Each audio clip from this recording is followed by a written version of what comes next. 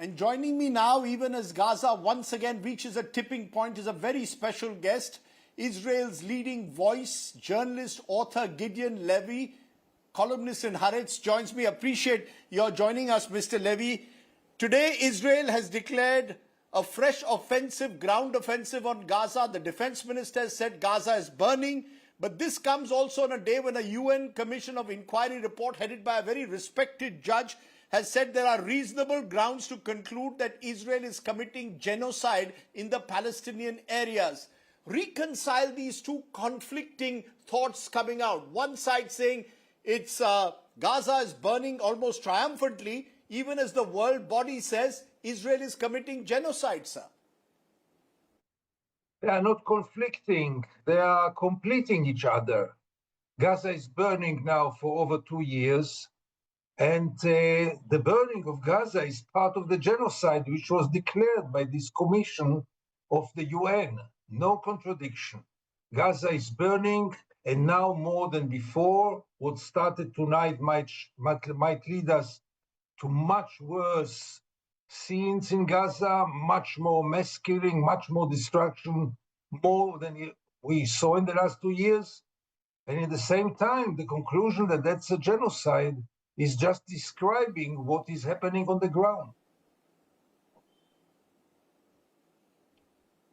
So you also concur that what is happening in Gaza is a genocide, that the conditions that Palestinians are being put through are amounting to a genocide of the 21st century? Because I look at the numbers that have been cited in several reports: 64,000 Palestinians killed, including over 18,000 children, nearly 10,000 women, according to Gazan health authorities.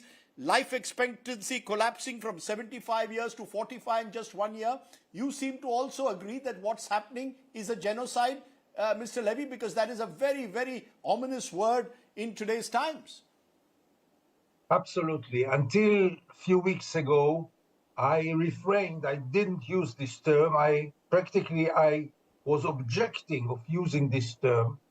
The figures are not the only way to judge if it is a genocide or not. Above all, it's about the intents. And the intents became very clear because Israel declares so.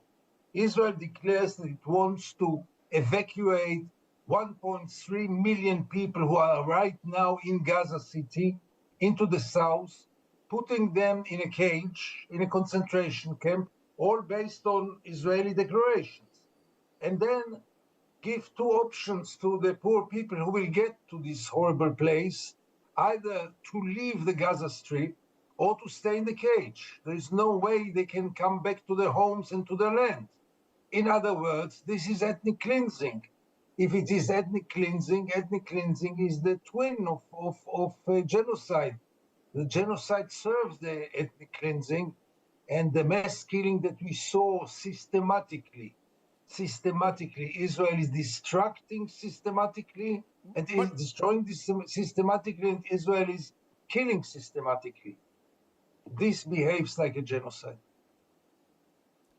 But would I be right, Mr. Levy, in saying that your view would be a minority opinion today in Israel, that a majority of Israelis believe this is a just war, that this is what has followed because Hamas carried out that terrible terror attack on October 7, 2023. So most Israelis will probably justify this, particularly as long as the hostages are still held by Hamas.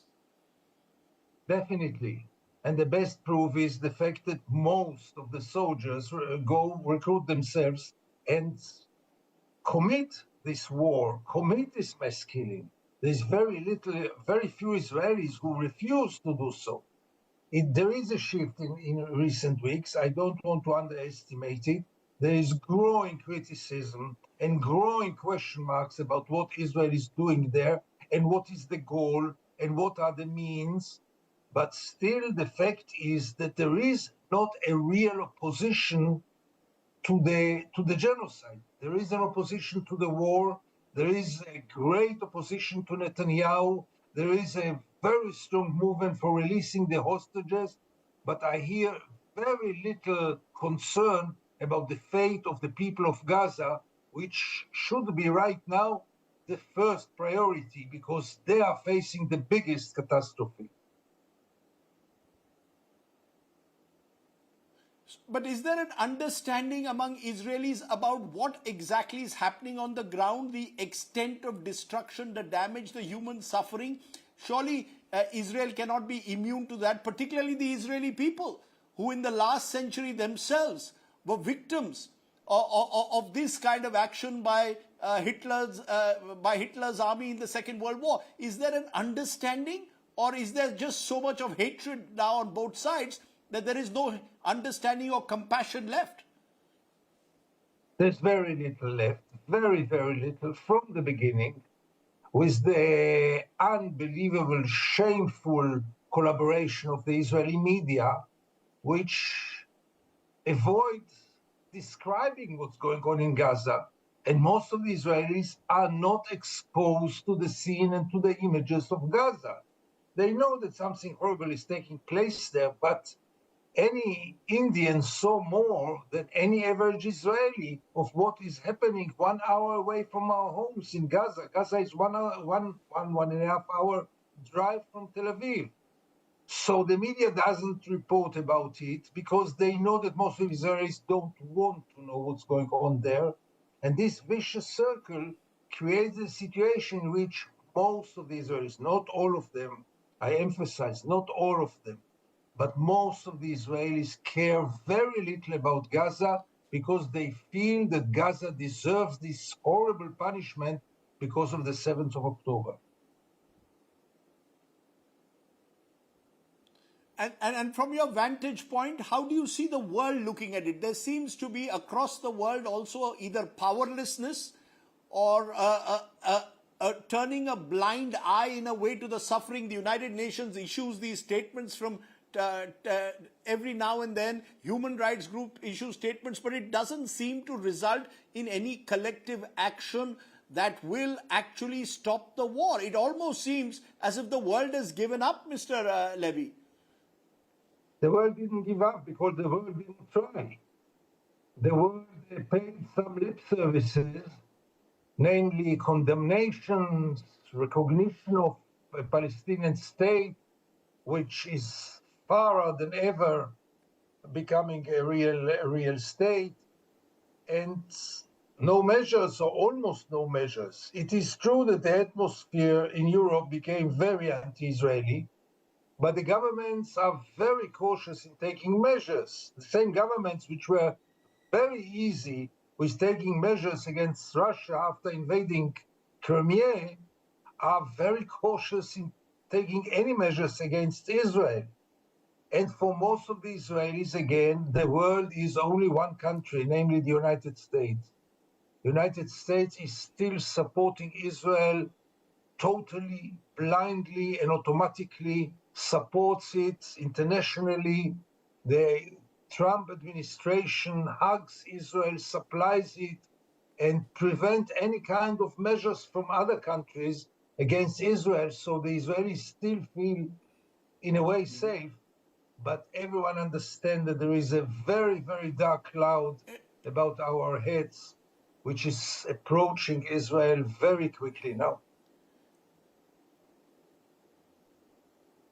But in the circumstances, then where does this latest ground offensive take this war? Because Israel is asking all Palestinian civilians to leave, 1 million of them to leave Gaza City, many of them children again. On the other hand, you've got a Donald Trump warning Hamas, do not use the hostages as human shield.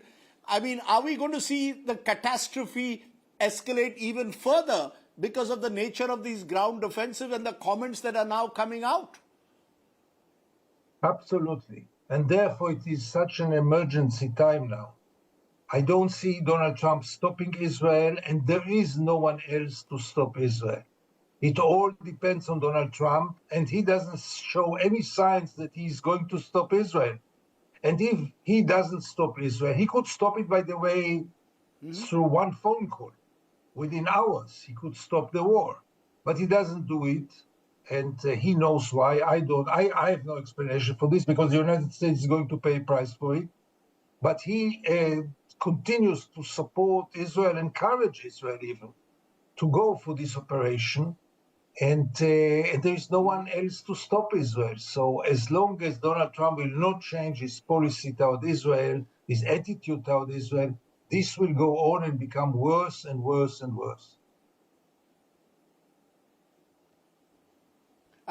I want to, for just a moment, turn to where we started off, the allegations now of genocide, or the statement made by that UN commission saying that Israel is accusing Israel of genocide. Israel, in turn, says it's a fake report. They say we've given 1.6 million aid packages have been distributed, 106 million meals have reached civilians. They claim that they are making a distinction between Hamas and the civilians of the Palestinian areas. Does that hold any water anymore, according to you? Or are these distinctions simply non-existent anymore? Non-existent anymore. And I guess that those propaganda persons who try to spread it don't believe in it by themselves. I mean, look at the effects on the ground, look at the starvation, look at the figures of people dying out of starvation, the famine on a daily basis. That's ridiculous. The fact that Israel sends some aid to Gaza is meaningless, because the fact is people are starving and people are hungry for 2 years now. So that's ridiculous. Israel is now committing a crime in Gaza, and I don't think that anyone serious in the world has any doubts about it. What then, Mr. Levy, is the solution? From what I hear from you, there's only despair at the moment. Do you see any solution? If Hamas, for example, tomorrow were to release the hostages, would the war come to an end? Or will Netanyahu now continue to prosecute this war and eventually end up occupying Gaza and push every Palestinian out of the area? Is there a solution that you see? Any light at the end of this very dark tunnel? There's only one way to stop it, as I said, and this way, the keys to this way are in the hands of one person, namely Donald Trump. As long as Donald Trump will do nothing, this will continue and nothing will stop Israel.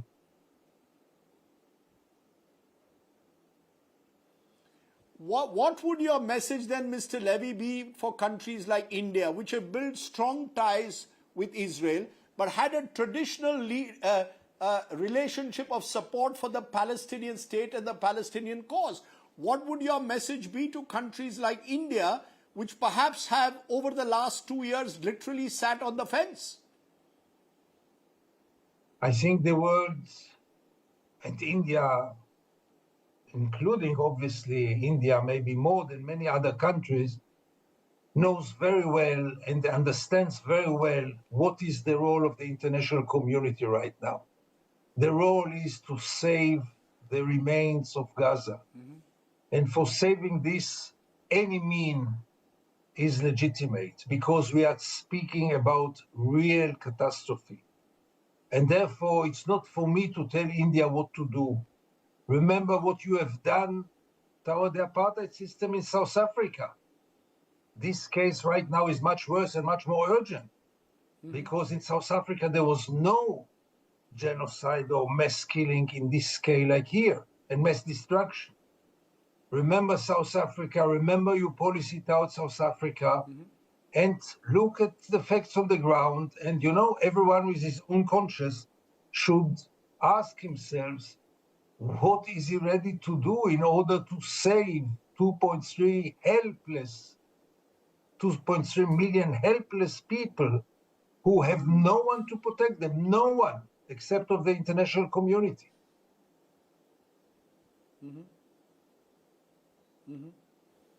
But there are those who are listening to you today, Mr. Levy, in this country, who will say, what about Hamas? Should Hamas be seen as a terror group? And therefore, until Hamas gives up this path of violence, Israel will continue with its war. There are enough such voices in India as well who will echo what many Israelis, as you said, are also saying, that this is in a way a just war. What will you tell them?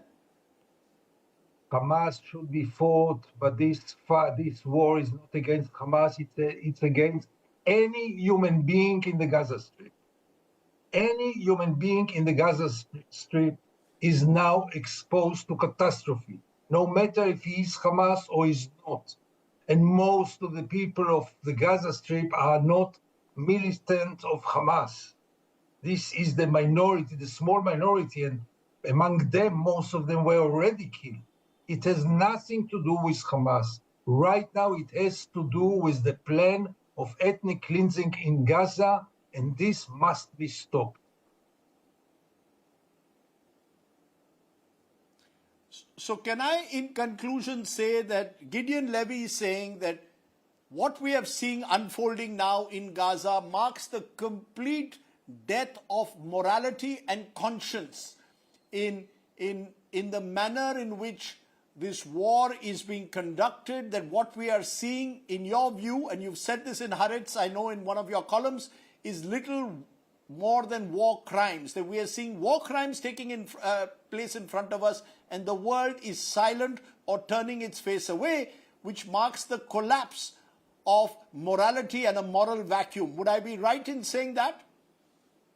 I don't know any other way to describe it except of what you just mentioned now. There is no other way to describe it. We can close our eyes, we can close our ears, we can close our conscience, but the facts on the ground are screaming, and they are screaming that something terrible happens in Gaza, and only the international community is there to protect Gaza. And until now, unfortunately, the international community is doing very little, much too little, without any kind of effect until now. Israel totally ignores all the signals of the world, all the resolutions, all the condemnations are totally ineffective. Israel continues, as you can see on the ground.